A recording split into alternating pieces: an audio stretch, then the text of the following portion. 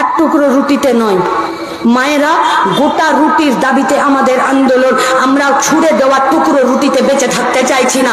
নিজেদের পায়ের নিচের জমিটাকে শক্ত করে মাথা উঁচু করে বেঁচে থাকতে চাইছি।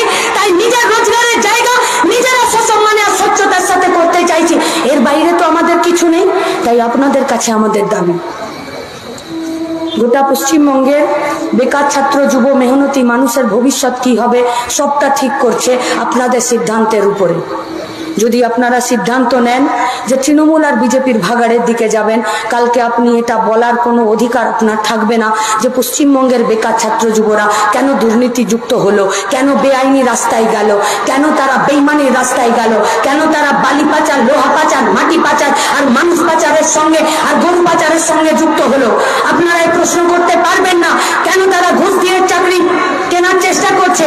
আপনারা এই প্রশ্ন করতে পারবেন না কেন ভোটের সময় ভোট লুট করার জন্য 1000 টাকার জন্য নিজেদের জান দিয়ে দিতে এরা বাধ্য হচ্ছে। আপনারা প্রশ্ন করতে পারবেন না 8000 স্কুল বন্ধ করে দিয়ে 21000 মদের দোকানের দ্বারা কেন এরা মাতাল হয়ে রাত্রি 12টায় পাড়াতে ঢুকছে।